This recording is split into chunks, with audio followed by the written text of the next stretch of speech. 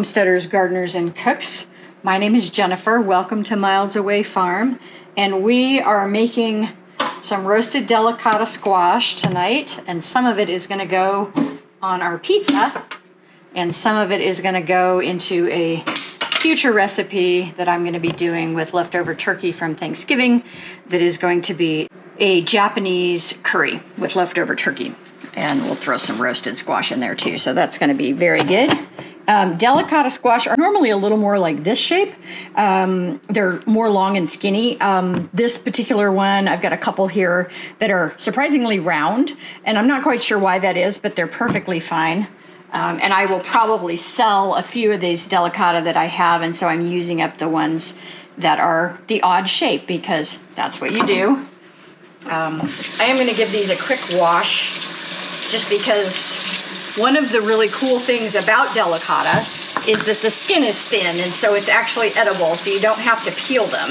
And if you've ever spent some quality time trying to peel a butternut squash or some of the other squash that you typically peel, you really learn to appreciate the fact that delicata does not have to be peeled. What I'm going to do is just split these in half. Scoop out the seeds, and then I'll cut them up into half moon shapes and throw them on a cookie sheet. Beautiful. And I find the best tool for scraping these out is generally just a spoon. Just like when you carve pumpkins at Halloween.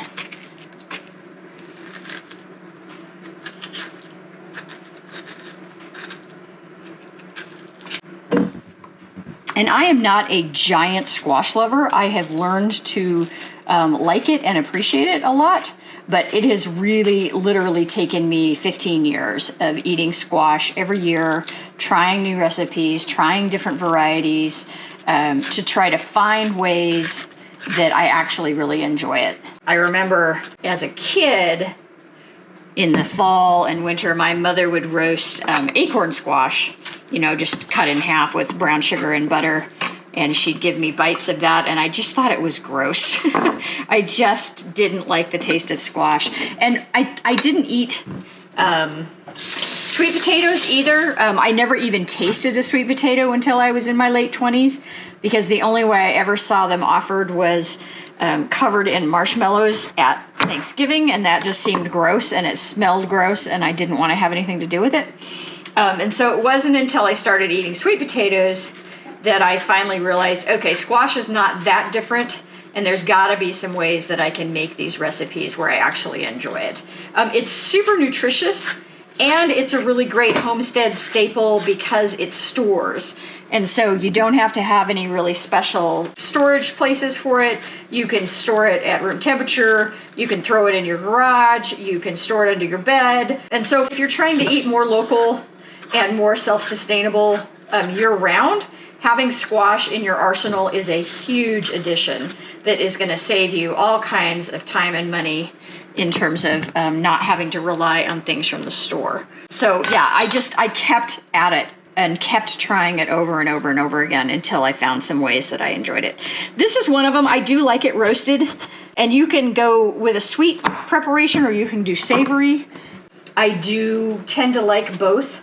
I don't tend to do a lot of sugar on anything, and so I don't lean towards, you know, dousing everything in lots of brown sugar, although that is very tasty. But it's very good just with spicy, you know, some chili powder, some paprika, and that's some of what we're gonna do tonight. Our turkey this year at Thanksgiving was kind of a Mexican-themed al pastor type of turkey, so it had a Mexican bunch of spices on it, and so we're gonna put some of that on this pizza. I'm gonna spice these with some chili powder and some paprika and things like that, and that will be fine, and it'll go well in the curry that I'm gonna make later as well. So it's interesting, each one of these has a slightly different texture inside. I grew 2 varieties of delicata. I'll put the names up on the screen.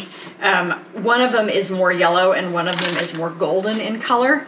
And honestly, I have not noticed any discernible difference in the flavor. A couple of years ago, I grew them both and did a side-by-side taste test where I roasted both the same exact way and tried them, and I couldn't tell the difference. I think these, you know, more golden colored like this are prettier, although the yellow is also gorgeous, but I don't really think they have any difference in flavor. This seems to have a little bit of something going on, so I'm just going to cut the end off of this one.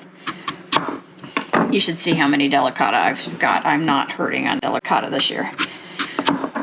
I only grew 2 hills, but I got a huge number of plants out of it. So, and you can see this is fairly easy to cut. You know, I can go through it with a knife without having to get out an extra hammer or something, which is sort of what you feel like when you're doing butternut sometimes. So yeah, pretty easy to cut up. These will store, you know, into December, maybe into January. They're not great long-term storage. Generally anything in the Pepo group, the genus species Pepo, is not as long storage as the Maxima and the Moscata. So eat these first if you have them in your arsenal. I could eat the ends of these. I don't know why I'm cutting them off, except that they're just going to be a weird shape. But you could totally eat the ends of these. There's no reason why you can't. But yeah, eat anything in this group. So the Pepo group gets eaten first. They generally don't store as well. Although the exception to that is spaghetti squash. Spaghetti squash is Pepo, and it will sometimes store for a very, very long time, although the quality really dramatically decreases. And so just because it's not rotting doesn't mean it still tastes super good. And I've definitely had some spaghetti squash, you know, in February that were super dried out and really not all that tasty, even though they looked fine on the shelf. So again, I really prefer to eat these guys soon. And then like the Hubbard squash and butternut squash, they have a longer storage life. And so I usually save those for a little bit later in the season. And you could cut this up as small or as large as you wanted. I'm doing kind of little half moons here. And in fact, I might cut these in more squares just because they'll be easier as a bite-sized piece when we do the curry. So I'm going to cut some of these one more time.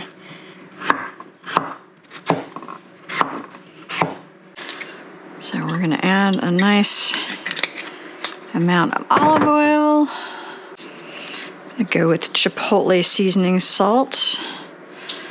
This is something I make myself. And then a little bit of just all-purpose spice. And give everything a good tossy toss.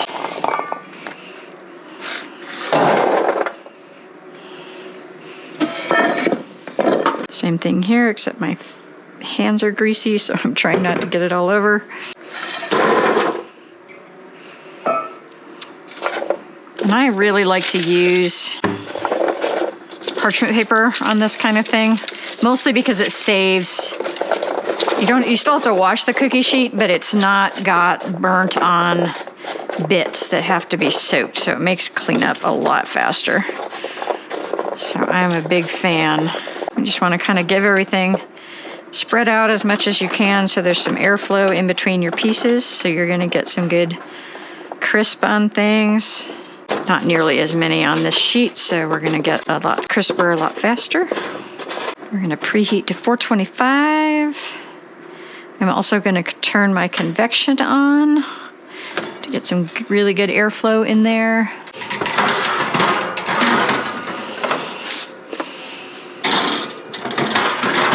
We'll come back and take a look at that and give it a toss in about 15 minutes.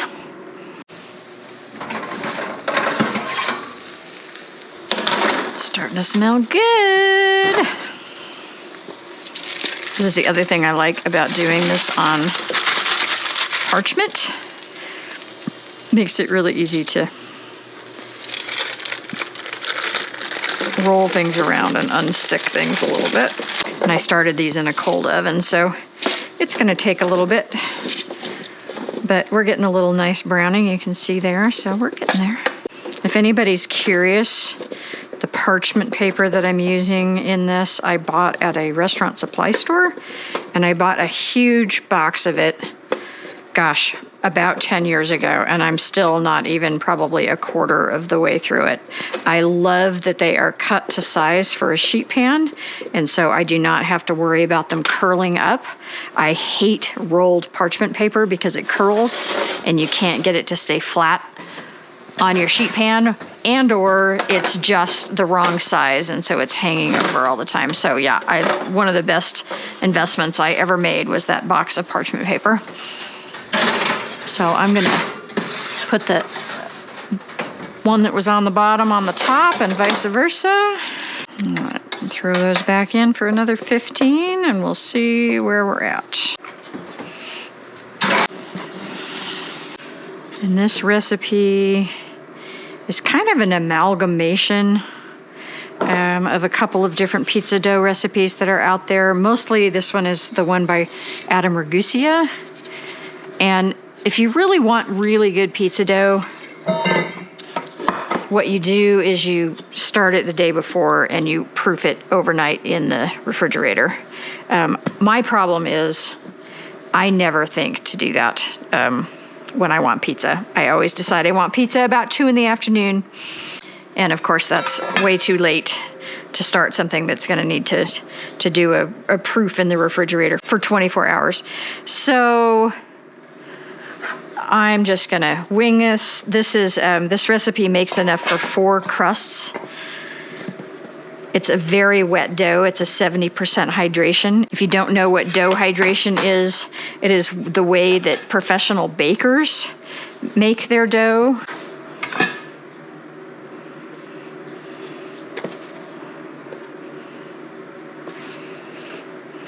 So the way dough hydration works is you weigh how much flour you're putting in, and then how much water you add is a percentage of how much flour you have. So I started out with 700 grams of flour, and so I needed 490 grams of water. And this makes for a wet dough. It's sticky. It's a little bit more difficult to work with. If you are a brand new to bread making baker, I would not recommend this recipe just because it's hard to get used to handling dough that's this wet. It does take a little bit of practice. Once you get the hang of it, it's not bad at all, but it does take a little bit of practice.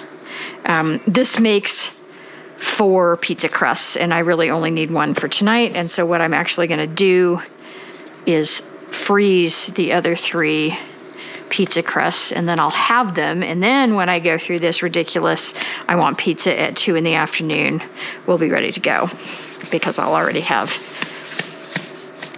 pizza crust in the freezer. So that's my plan. I understand that pizza dough freezes well. I've never actually done that, weirdly.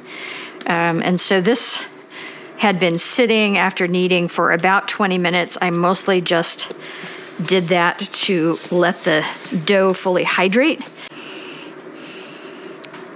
But it's something that you do to let dough sit, and it helps it be easier to work with and taste better. And basically fully hydrate and let some of those enzymes that are naturally found in that flour start doing their thing. All right, so we have 1 pizza for tonight and 3 that we're gonna freeze. Oh yeah, we're getting some nice color on those. All right, so we just wanna make sure these have some good color and that a knife goes in easily. So they're cooked all the way through, which they clearly are. I'm just gonna let these cool. I'm gonna move my oven racks around for the upcoming pizza. I know what is all the rage is a pizza steel. I have a pizza stone because I got it before the pizza steel became all the rage. And I am just gonna preheat that at 500 for at least a half an hour, and then we'll start playing with our dough and putting together our pizza. All right, I'm just getting ready to play with my pizza dough. This has probably been a couple of hours since I originally made it. This would be much better if I was gonna, do it in the fridge for a long period of time, yada, yada, yada. But I wanted pizza tonight. So I'm just gonna wing it. Again, this is a very wet dough. It's not gonna be super easy to work with, although we should have plenty of gluten development.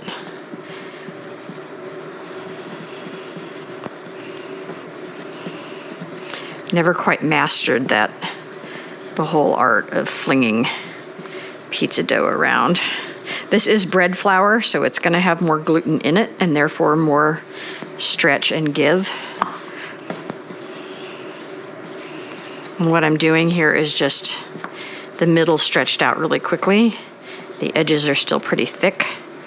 And so I'm just working with that dough to try to stretch out those edges, hopefully without tearing it.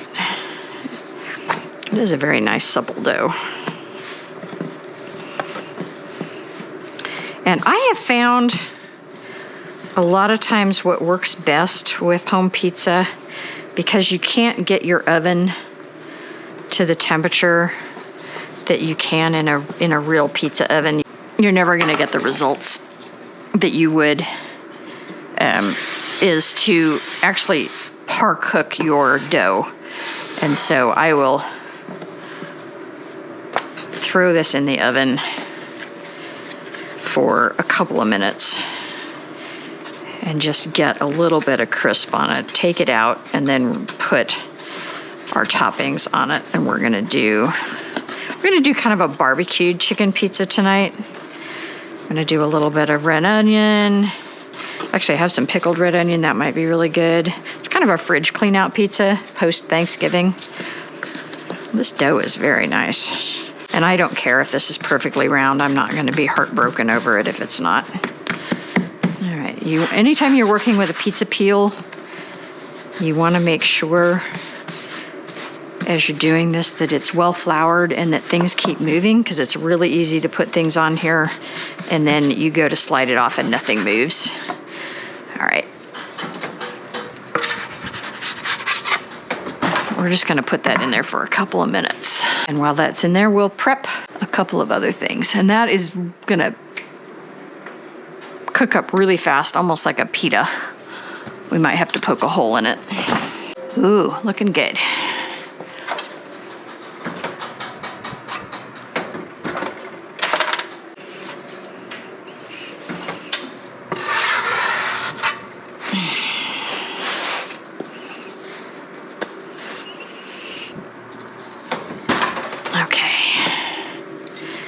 So I par cooked this for about 2 minutes. I'm going to, pardon my hands, and I am literally making this up as I go. We're gonna do a light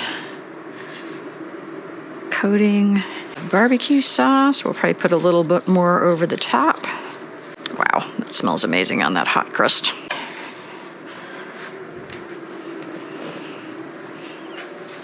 Probably too much turkey, but who cares? My husband is not going to be excited about the squash. He'll eat it. He knows it's good for him. But I said pizza and his face lit up, and then I said with squash and he got kind of sad. So yeah, it's not his favorite thing, but he knows it's good for him. Some pickled onions that I really need to use.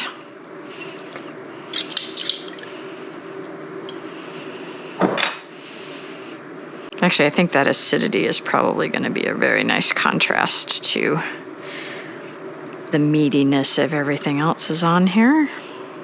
And I don't know why, but I'm thinking goat cheese on this tonight. I actually bought this goat cheese with this in mind a while back, so we're just going to go ahead and do it.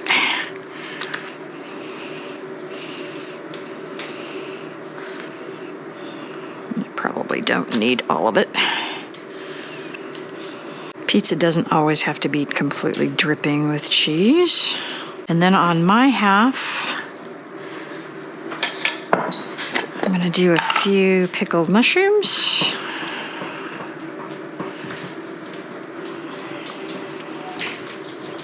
Might be too much pickle, we'll see. but also just things in my refrigerator that I really need to use. And then just a little bit more drizzle of our barbecue sauce over the top. Or blobs, as the case may be, since it's not drizzling very well. And maybe a good sized sprinkle of Parmesan. All right, we'll put that back in the oven for, I guess, in 5 to 7 minutes. We'll see if that's too long. We'll keep an eye on it. Again, make sure things are still moving.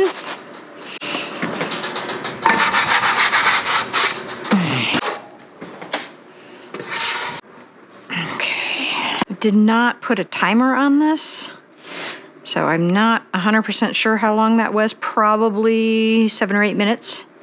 I just kind of kept an eye on it as I was cleaning up the kitchen. And there you have it. Really lovely leftover barbecued turkey pizza with roasted delicata squash, a little bit of goat cheese, some Parmesan.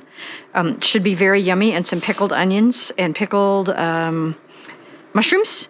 But you could use whatever you had. This is a great fridge clean out. Pizzas are very forgiving.